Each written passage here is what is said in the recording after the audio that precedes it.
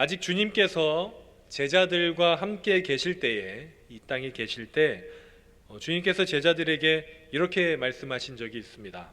너희는 주인이 문을 두드리면 문을 열어주기를 기다리는 사람 같이 되라. 그러니까 주인이 문을 두드리면 문을 열어주기를 기다리는 사람 같이 되라, 이렇게 얘기하신 적이 있거든요. 이게 무슨 말이냐면, 어떤 주인이 있는데, 예수님께서 비유로 설명하신 내용 중에 나와 있는데요, 어떤 주인이 있는데 그 주인이 혼인집에 가게 되었습니다. 혼인집에 가게 되었는데 그 집이 조금 거리가 있었던 것 같아요. 그러니까 종 중에 한 명이 문을 지키다가 주인이 돌아올 때까지 기다렸다가 주인이 문을 두드리면 문을 열어주는 역할을 누군가는 해야 되는 거죠. 우리 그런 사람을 우리는 보통 문지기라고 표현을 하는데, 문지기의 역할을 해주는 사람처럼 되라라고 예수님께서 얘기를 한 겁니다. 예수님께서는 제자들에게 이 말을 하면서 뭐라고 얘기하셨냐면, 주인이 돌아왔을 때 그 종이 깨어서 문을 잘 열어주면, 종이 졸거나 다른 데 놀러 가지 않고 그 문 앞에를 지키고 있다가 주인이 왔을 때 문을 잘 열어주면 그 종에게 복이 있다라고 하셨는데, 꽤 파격적으로 얘기를 하십니다. 그 복이 있는 게 그냥 보너스 정도 주는 복이 아니라 주인이 그 종을 자리에 앉히고, 여러분 보통 종이 자리에 앉습니까? 주인이 자리에 앉습니까? 주인이 앉겠죠, 원래는. 그런데 주인이 종을 자리에 앉히고 자기가 그 종에게 수종을 들겠다, 그러니까 주인처럼 여겨주겠다 라고 얘기를 하시는 거예요. 잘 보세요, 여러분. 원래 문지기의 역할이 뭡니까? 문을 지키는 거잖아요. 그러면 문을 지키는 그 문지기가 주인이 돌아왔을 때 문을 열어주는 게 굉장히 특별한 일입니까? 아니면 원래 하던 일입니까? 원래 하던 일이죠. 그런데 그 주인이 언제 올 줄 모르는 게 이게 함정이긴 해요. 언제 올 줄 모릅니다. 낮에 올 수도 있지만 밤에 올 수도 있어요. 새벽에 올 수도 있습니다. 언제 올지 몰라요. 그런데 어쨌든 그 종이 주인이 올 때 깨어있기만 하면, 뭐 특별한 걸 하라는 것이 아닙니다. 문을 막 이렇게 장식을 해놓든가 환영 뭐 이래놓고 플랜카드를 걸어놓은 이런 거 아니에요. 그런 게 아니라 그냥 문만 잘 열어주면 너는 이제 종 아니다, 종으로 대우하지 않겠다, 이렇게 얘기하신 거죠. 그리고 마지막으로 이렇게 말씀하십니다. 뭐라고 말씀하시냐면, 우리 다 같이 읽겠습니다. 시작. 그러므로 너희도 준비하고 있으라. 생각하지 않은 때에 인자가 오리라. 이 비유와 이 말씀을 통해서 우리는 예수님께서 다시 오시는, 흔히 말하는 재림을 의미하는 것이구나, 다 아시잖아요. 제자들은 몰랐습니다. 제자들은 이때 예수님께서 멀리 떠나실 줄도 몰랐고, 그러니까 다시 오는 거는 생각하지 못했어요. 왜 이런 가르침을 하시는지, 왜 이런 말씀을 하시는지 제자들은 알지 못했습니다. 그런데 그 다음에 또 비슷한 말씀을 하십니다. 여러분 혹시 열문화 비유라는 말 아시나요? 열문화. 별로 이렇게 모르는 표정들인데, 그러면 달란트 비유는 아십니까? 이제는 좀 이렇게 똑같아요. 마태가 달란트 비유를 했는데 누가는, 이 달란트는 굉장히 큰 돈이거든요. 무게 단위인데 꽤 무거운 단위입니다. 그래서 문화는 조금 달란트보다는 싼 가격인데, 어쨌든 똑같은 비유를 마태는 달란트 비유로 했고 누가는 문화를 사용했거든요. 우리 열문화라고 하는데, 이 열문화 비유가 이렇게 시작합니다. 달란트 비유랑은 조금 달라요. 열문화 비유가 어떻게 시작하냐면, 어떤 귀인이 있는데, 성경에는 귀인이라고 나오는데 우리가 흔히 얘기하는 귀족입니다. 어떤 귀족이 있는데 왕위를 받아가지고 오려고 집을 떠나게 됩니다. 그 귀족이 왕으로 인정받기 위해서 집을 떠나는 거예요. 집을 떠나기 전에 종 10명을 모읍니다. 10명을 모아서 총 10문화를 줍니다. 자, 수학 시간입니다. 10명에게 10문화를 줬으면 한 명이 몇 문화를 가졌을까요? 네, 한 문화를 가졌죠. 우리 민지가 크게 얘기를 해줘서, 입만 크게 얘기를 해줘서 고마워요. 한 문화씩 가진 거예요. 한 문화가 얼마냐면 은전 100개거든요. 드라크마 100개인데 드라크마가 보통은 하루 일당이었습니다. 그러니까 굉장히 많은 돈은 아니고 그렇다고 되게 적은 돈도 아니고 뭐 그 정도 되겠습니다. 아무튼 가면서 한 문화씩을 주면서 장사를 해라. 이걸로 장사하고 있어라. 그리고 떠납니다. 물론 이 종들이 평소 생활 터전이 이 열 문화에 있는 건 아닙니다. 종들이 원래 하고 있는 일은 따로 있어요. 주인의 집에서 살 수 있습니다. 그러면서 그냥 이걸로 열 문화, 보너스로 받은 것 같은 이 열 문화로 부업으로 장사를 해라. 이렇게 하고 떠납니다. 그리고 시간이 흐릅니다. 그런데 여기에 좀 음모 같은 게 포함이 됩니다. 이 성경 이야기가 보면 꽤 재밌어요. 10명이 있잖아요.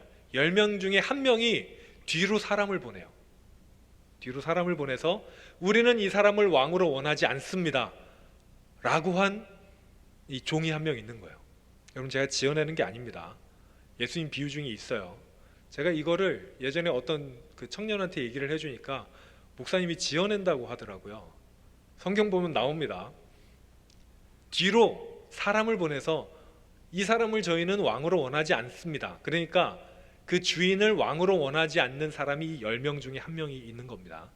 자, 그 상태에서 시간이 지나고 드디어 그 귀인이 왕위를 받아서 돌아오게 됩니다. 왕이 됐어요.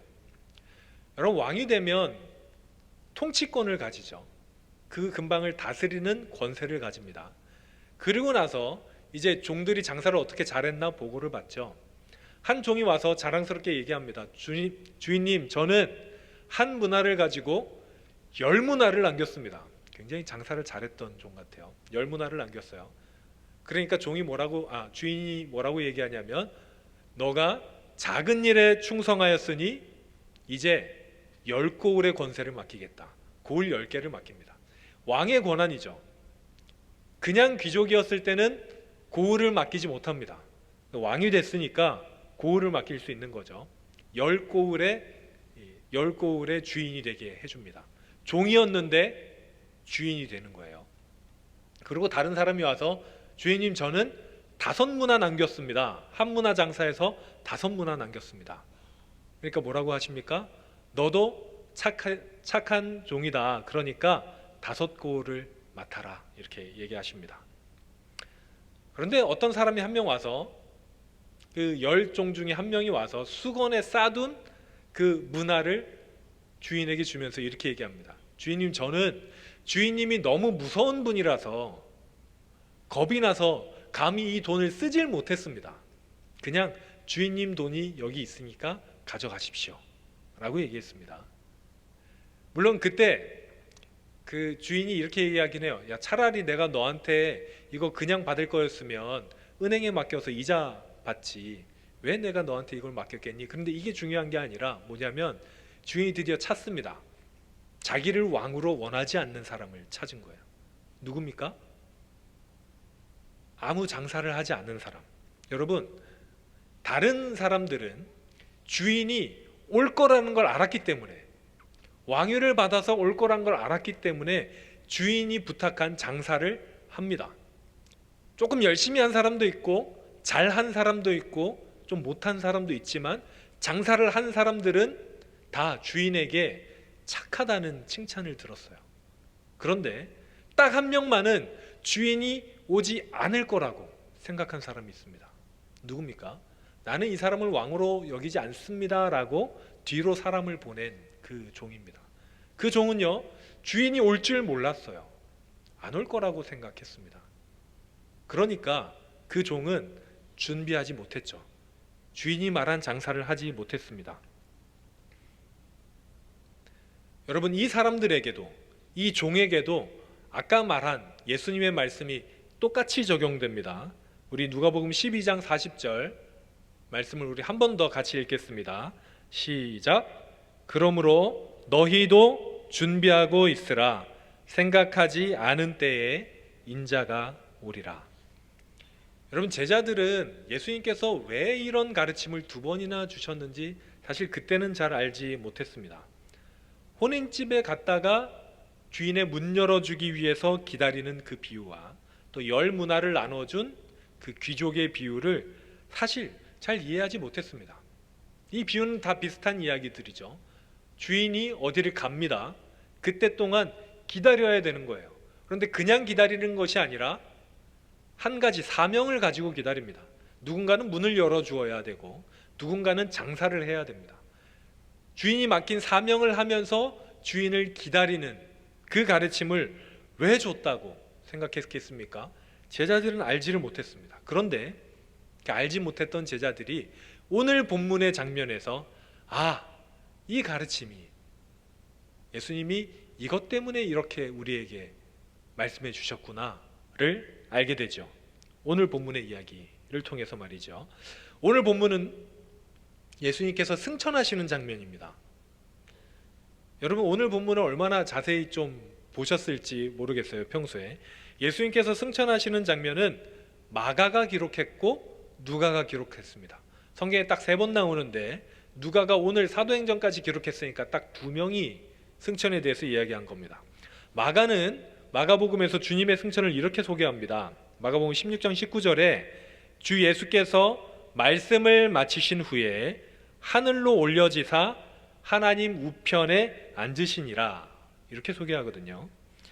이때 주 예수께서 말씀하신 게 뭐냐면 우리가 지난주에 본 거 사도행전 1장 8절 말씀과 같습니다. 땅끝까지 복음을 전해라 이 말입니다.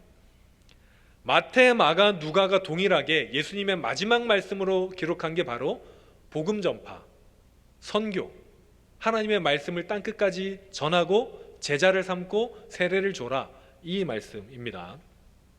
그리고 이 말씀을 마치신 후에 예수님께서는 어디로 올라가십니까? 하늘로 올려지시고 하나님 우편에 앉으십니다. 하늘이 어딘지 여러분 하늘이 어딥니까? 여기에서 하늘이 저 구름 너머 하늘이면 하나님이 거기에는 계시지 않아요. 그렇죠? 그럼 하나님 보좌 우편은 어딥니까? 여기에 대해서 우리 믿음학교 얼마 전에 이제 끝난 우리 믿음학교 친구들은 좀 공부를 했는데 길게 설명하지 못하기 때문에 짧게 이야기하자면 여기서 하나님 보좌 우편은 인간 세상, 우리가 인지할 수 있는 세상 너머의 세계입니다. 하나님께서는요 자신이 세상에 속하시면서 세상을 만들지 않으셨어요. 세상을 창조하셨습니다. 그렇기 때문에 하나님은 세상 밖에 계세요. 우리가 인지할 수 있는 세상 밖에 계십니다. 우리가 허블 망원경이나 이런 걸로 바라보는 저 우주 그 너머에, 그러니까 우리가 생각하는 것보다 하나님이 꽤 많이 크신 분이십니다. 그 하나님 나라, 이 세상 너머에 있는 하나님의 나라에 우리 예수님 계시죠. 그리고 그곳에서 다시 오시는 그날까지 기다리고 계십니다. 근데 마가가 기록한 이 간단한 기록을요 누가는 조금 더 자세히 기록하는데 우리 함께 오늘 본문 9절의 말씀을 읽겠습니다. 시작. 이 말씀을 마치시고 그들이 보는데 올려져 가시니 구름이 그를 가리어 보이지 않게 하더라. 아멘.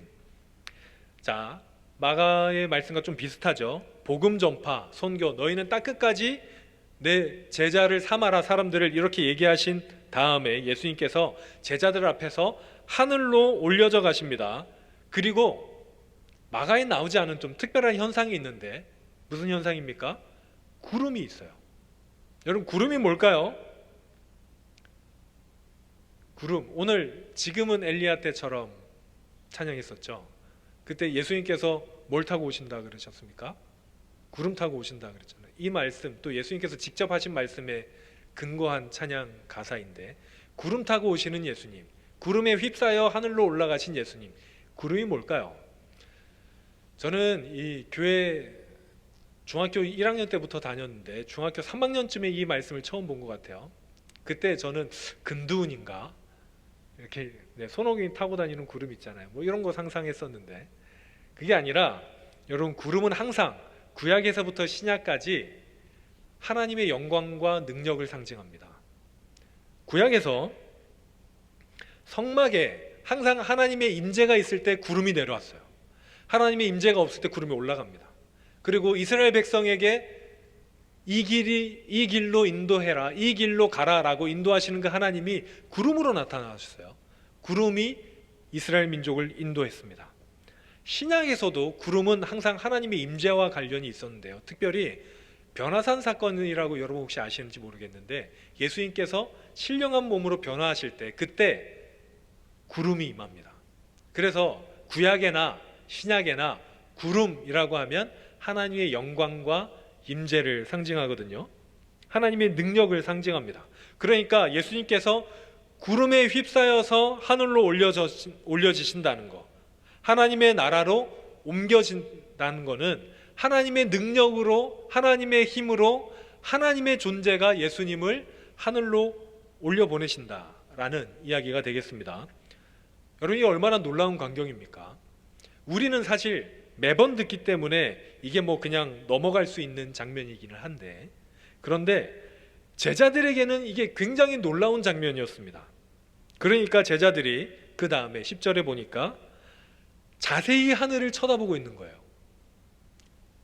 지금 제가 만약에 하늘로 점점, 여러분 모르겠지만 제가 점점 뜨고 있어요 라고 하면 네, 아니죠. 안 뜨고 있습니다. 무거워서 못 떠요. 네, 아무튼 여러분들도 아마 자세히 보시겠죠. 하늘로 올라가서 구름에 가리면 야, 이게 무슨 일인가 라고 자세히 보겠죠.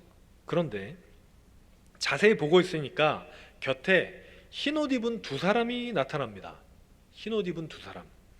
이 두 사람에 대해서는 누가가 앞서 기록한 적이 있는데요. 누가복음에 예수님의 빈무덤 이야기에서 24장 4절에서 찬란한 옷을 입은 두 사람으로 이미 소개가 됩니다. 이 두 사람이 누굽니까, 여러분? 두 글자로 천사라고 보통 이야기를 하죠. 천사, 하나님의 사자들. 이 사람들이 등장해서 이렇게 얘기합니다. 이르되 갈릴리 사람들아, 어찌하여 서서 하늘을 쳐다보느냐? 너희 가운데서 하늘로 올려지신 이 예수는 하늘로 가심을 본 그대로 오시리라. 이렇게 이야기해요. 왜 가만히 서 있느냐? 왜 하늘 쳐다보고 그렇게 서서 있느냐? 라고 이야기하는 거죠. 꾸짖습니다. 이 어투는 꾸짖는 어투예요. 왜 그렇게 가만히 서 있느냐고. 여러분 좀 이상하지 않습니까? 아까 제가 말씀드린 대로 예수님께서 하늘로 올라가신 것은 충분히 제자들이 쳐다보고 있을 만한 장면입니다. 이상하죠? 이상한 장면이에요. 생전 보지 못한 장면입니다. 그런데 그걸 쳐다보고 있는 제자들에게 천사들이 왜 가만히 서서 있느냐고, 왜 서 있느냐고 뭐라고 합니다. 왜 그랬을까요? 왜 천사들은 제자들을 책망하였을까요? 그리고 그 이유에 대해서 이렇게 얘기합니다. 하늘로 올려지신 예수는 너희가 본 대로 그대로 오실 것이다. 자, 이 말씀에 대해서 좀 설명이 필요한데, 천사들의 말, 그러니까 예수님께서 구름에 휩싸여서 하늘로 올라가신 그대로 오실 것이다 라는 말은요, 하나님의 능력으로 올라가셨고 하나님의 능력으로 오실 것이란 말도 되지만, 여기서 천사들이 하고 싶었던 말은 뭐냐면, 너희가 본 그대로, 너희 확실히 봤잖아. 예수님께서 하늘로 올라가신 건 너희가 눈으로 봤잖아. 그러니까 예수님은 분명히 다시 오신다는 이야기를 하고 싶은 거예요. 예수님이 이 세상에 분명히 다시 오시는 겁니다. 제자들이 눈으로 본 것처럼, 확실히 본 것처럼 예수님은 확실히 오시는 거예요. 그러니까 너희가 확실히 예수님께서 오시는 것을 알 텐데 왜 그대로 가만히 서 있냐는 거죠. 왜 그대로 가만히 서 있냐는 겁니다. 누가복음 12장 40절에서 예수님께서 하신 말씀이 이거죠. 준비하고 있어라. 너희는 이제 시작된 것, 예수님께서 다시 오시는 그 초침이, 초시계가 이제 눌려진 거예요. 시계가 돌기 시작한 겁니다. 이제 너희가 할 일을 해야 되는 거죠. 제자들이 준비해야 될 일이 뭐겠습니까? 그냥 문지기처럼 깨어 있으면 됩니까? 아니면 장사를 해야 됩니까? 여러분, 제자들이 해야 될 일은, 우리가 해야 될 일은 뭐겠습니까? 아까 말씀드린 것처럼 예수님께서 승천하기 직전에 무슨 말씀하셨습니까? 복음을 전해라. 하나님의 나라를 이 세상에 전해라. 우리가 준비해야 될 건 뭐죠? 자, 장사하러 가는 귀인이 그 종들에게 장사해라 라고 하고 바로 떠났습니다. 그러면 그 종들은 장사를 해야 됐어요. 그렇죠? 문지기에게 주인이 너 깨어서 나 올 때 문 좀 열어줘 하고 갔습니다. 그럼 문지기는 깨어 있는 게 할 일입니다. 예수님께서 승천하시기 직전에 제자들에게, 우리들에게 복음에 대해서 이야기하고 가셨다면, 여러분, 우리는 예수님의 오실 길을 준비하기 위해서 무엇을 해야겠습니까? 복음을 전해야 되는 거죠. 우리의 땅 끝으로 가서 우리의 삶으로, 우리의 행동으로, 우리의 말로 복음을 증거하는 게 주님을 기다리는 행위입니다. 만약에 우리가 주님의 말씀에 따라서 복음을 증거하는 것과 전혀 상관없는 삶을 산다면 우리는 어쩌면 주님을 기다리지 않는 걸 수도 있습니다. 우리는 반드시 복음을 증거해야 되는데요. 왜냐하면 주님이 반드시 오실 것이기 때문입니다. 여러분, 사실 우리는 하나님의 나라에 이미 들어간 사람들입니다. 하나님의 나라는 이미 우리 안에 시작이 됐습니다. 우리가 예수님을 받아들였을 그때부터 완전히 완성되지는 않았지만 우리 안에 하나님의 나라가 시작됐습니다. 주님은요, 복음이 뭔지도 모르는 사람에게 복음을 전해라고 말씀하시는 분이 아닙니다. 복음을 가지고 있으니까, 우리 안에 하나님의 나라를 가지고 있으니까 너희가 복음도 전하고 하나님의 나라도 전해라 라고 이야기하시는 분입니다. 여러분, 문지기가 아까 말씀드린 대로 깨어있는 게 특별한 일입니까? 아니요, 그렇지 않습니다. 여러분, 열 문화로 장사할 때 주님이 야, 너네 이거 열 문화로 진짜 대박 쳐야 된다, 아니면 혼나, 이렇게 하셨습니까? 아니에요. 그냥 문지기가 깨어있는 것은, 장사를 한다는 것은 어떤 업적을 이루는 게 아니라 주님의 말씀에 귀를 기울이고 그렇게 살도록 최선을 다한다라는 겁니다.